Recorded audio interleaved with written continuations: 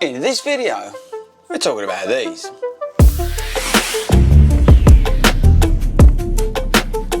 What is up, everybody, and welcome to Puma HQ. Firstly, before we start, how awesome is this colourway?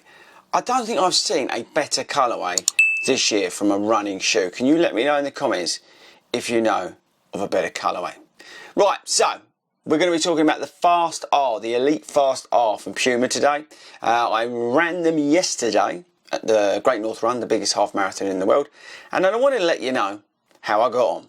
Okay, so firstly, if you don't know what this is a marathon super shoe from Puma. It turned up on my doorstep last week. I wasn't expecting to get it, but it was sent to me by Puma. I'm not getting paid by Puma.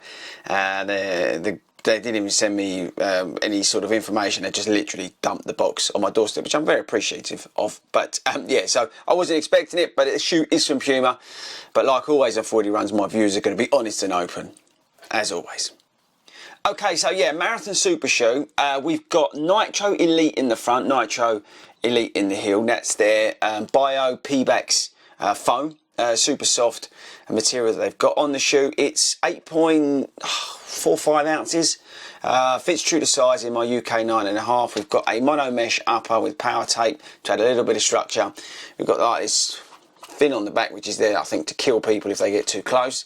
We've got an integrated tongue, eyelets to add support around the midfoot lockdown. We've got a power plate there, see that? But we've got a decoupled outsole or midsole as well. So yeah, we've got a decoupled and we've got bits of rubber to add a little bit of traction. What else do you need to know? It's over £200. You can get this at Start Fitness, and you can use the code 40 runs and get 10% off that by using that code over at startfitness.co.uk. I think that's probably about it, I think, in terms of stats and features of this mental looking shoe. Right, okay, so the Great North Run, 60,000 runners in the UK took part yesterday in Newcastle. I'm filming this on Monday. And I put a poll up on Instagram and asked you guys, should I run in this or should I run in the Alpha Fly 2? You guys all said this, so that's what we did. Now, the idea of that run was to run at goal pace for marathon. My marathon, I've got London and Amsterdam coming up, so we put these on to run at goal pace. We actually ended up running quicker than that. Not mental fast, but we still ran 1:45 half marathon, which is not too shabby at the Great North Run, because if you don't know anything about it, it's basically a long, slow climb all the way up to South Shield. So 1:45 I was pretty happy with. Didn't feel too wrecked after that, so that was good news.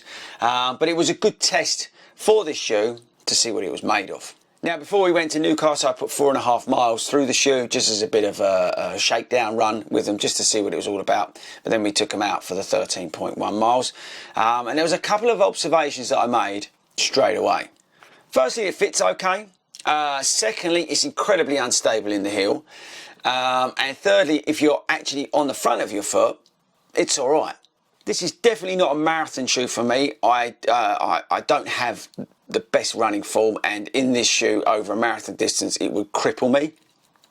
But on your forefoot at a half marathon where I'm running, you know, at a faster pace instead of trying to carry a little bit of speed but just easing off a bit, I really felt the shoe was underneath me. I felt the Nitro Elite foam, and actually the quicker that I got, you'd probably say, well, that's obvious, it's a cold plate shoe, but the quicker I got, the sweeter it felt. When we was dipping into like 7.5 minute miles, I think we was actually started quicker than that, but when we was at that speed, it felt great because you was on your toes, you was getting the benefit of it, you was getting the benefit of that decoupled sort of effect from the midsole with the plate. It was like a loaded spring taking me forward. Yeah, and it was just carrying speed at those sort of faster workouts, you know what I mean faster paces through the half marathon. We very rarely dipped below sort of under or above 8 minute miles, so I can't, it's hard to say, because when we got to that 8 minute miles we sort of sped up, but when we got to that 8 minute miles I did again feel the heel, that slight instability in the heel.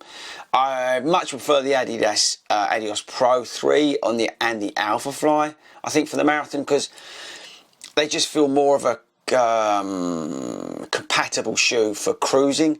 This for me is in that sweet spot in that half marathon, and I think I proved it at the Great North Run by taking it out and doing the 13.1 miles, you know, at a relatively reasonable whip for me.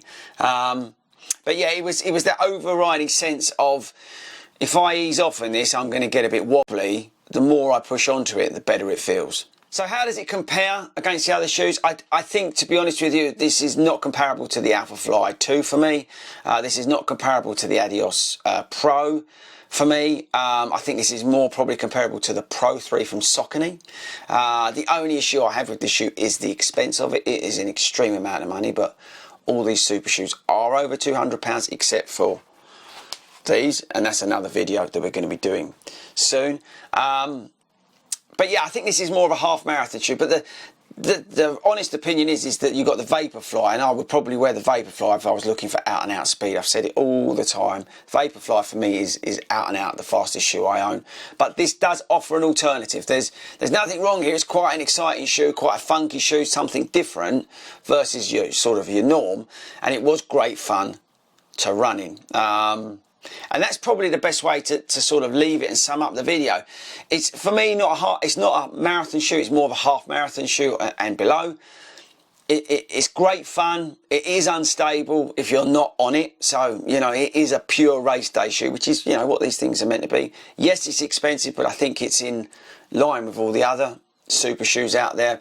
And I think Puma have done a good job, you know, at their first stab at the shoe. I do think they have some quality issues. It's a bit sort of thrown together, but I guess it's pretty hard to try and work all that out. But you know, it's done the Great North Run, so you know, well, fair play to them. But yeah, I think it's a fun shoe. Actually, that's the best way to describe it. It's a fun shoe. You can look good in it. You can muck around in it. You can go fast in it. You can have a good time in it. And yeah, that's probably the best way to leave the video. So they're my thoughts, guys. Thanks for everybody who was asking me on Instagram how I found the shoe, what it was like and all that kind of stuff. Hopefully that's answered some of these questions in this video, and I'll catch you guys later.